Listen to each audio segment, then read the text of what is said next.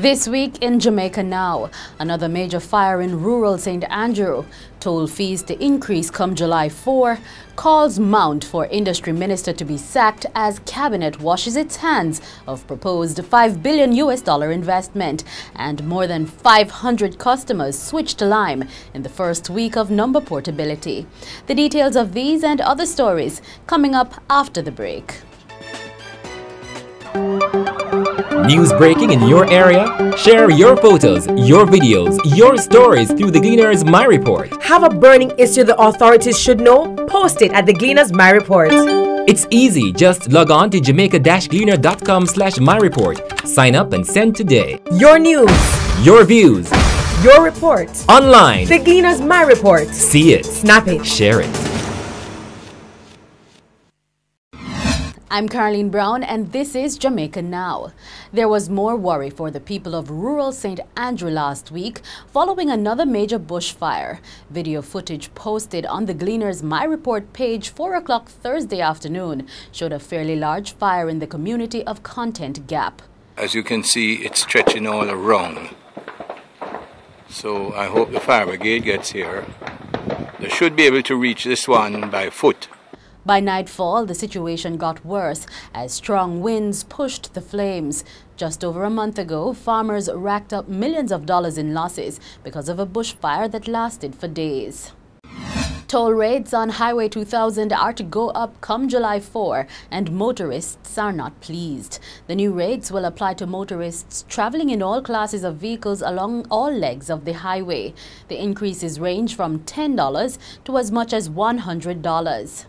The toll operators say they have no choice but to hike the fees because of increases in input and maintenance costs. Public sector unions have condemned the hike, which they are contending is yet another increase that they will have to contend with. And the All Island Truckers Association says the government must intervene to delay the implementation of the increases. Truckers or commercial operators are in a position really to pass on additional costs that come to them more often than not. Sometimes we don't. However, we are at a point of saturation where pretty much any additional operating expenses that come our way, we are forced to pass it on to our customers. I think really that there should be consideration in withholding implementation date until some discussions can be had with a view of finding a way to keep commercial vehicles on the road. There were more calls for the resignation of Industry, Investment and Commerce Minister Anthony Hilton last week over his bungling of a proposed $5 billion logistics hub investment. According to the Office of the Prime Minister, negotiations with the proposed investors group have been halted because the company did not submit enough due diligence information. According to opposition spokesperson on industry Carl Samuda, the latest developments are not surprising and Prime Minister Portia Simpson-Miller should fire Hilton over his handling of the matter. He has embarrassed the country, he has embarrassed the government, and quite frankly, he has done himself no good at all as Minister of Industry, Investment and Commerce. So when one considers the extent to which he has created this unfortunate situation, he has hardly any choice. Businessman Metri Siaga is the new president of the Jamaica Manufacturers Association, and he has declared that the government's procurement policy will be among the 4 areas he will be giving priority attention. According to Mr. Siaga, crime will also be among his focus. The team and I have big shoes to fill, and we know that. But I assure you that with our passion and the certain knowledge that manufacturing is a key element to creating the daily needed growth in our country, we will leave no stone unturned to ensure that who needs to hear will hear, who needs to be taught will be taught, and most of all, who needs to act will so do. Meanwhile, the former JMA head, Brian Pengele, says he is disappointed that more business leaders are not offering themselves for public service. Enough of the water hole talk about what's wrong.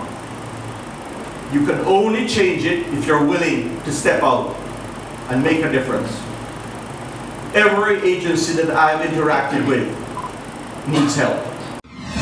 Former Army Chief Major General Stuart Saunders says it was entirely his decision to use mortars during the May 2010 operations in Tivoli Gardens.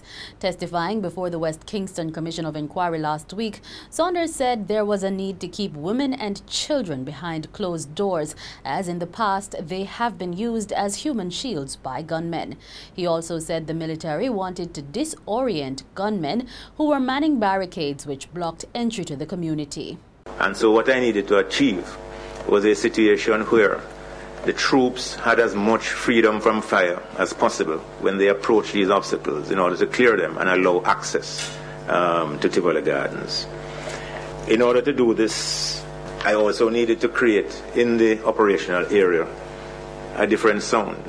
That's a sound that none of the inhabitants in Tivoli Gardens had heard before, right? And that is one of the reasons why I decided to use the mortar shells to create that. And days later, Major Garth Anderson said intelligence suggested that between 350 and 400 gunmen loyal to Coke were promised $75,000 to fight the security forces trying to enter Tivoli Gardens to execute an arrest warrant on him. More than 500 customers switched from Digicel to the Lime network last week following the introduction of number portability in Jamaica. Number portability allows people to change their networks and keep their numbers. Technology Minister Philip Paulwell says he expects more persons to make use of number portability in the coming weeks. Both fixed line and mobile phone customers can switch networks under the number portability system. And that's it for this edition of Jamaica Now, your weekly review of the big news stories. Send us your comments at online feedback at gleanerjm.com. You may tune in to Power 106 FM for regular updates. Follow us on Twitter at Jamaica Gleaner and on Facebook at Gleaner Jamaica.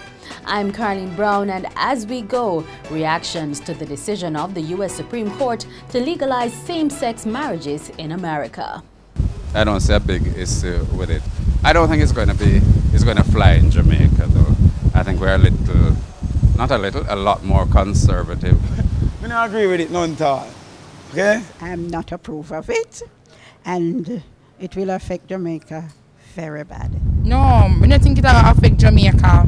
And the same-sex marriage thing in America, I feel them think that now don't do with we. Christ didn't make that for us. He made man and woman. Seeing that it's a human right issue, I would say we should move going forward in getting same-sex marriage, but from my perspective, I wouldn't want that for Jamaica. Well, I don't believe in 2 months to be married. It must be it must be a man or a woman. I'm against it. I'm not for it because God made Adam and Eve. So I'm 100% against it. I am against it because 2 men having sex, it's wrong. And 2 pot cover can't shit.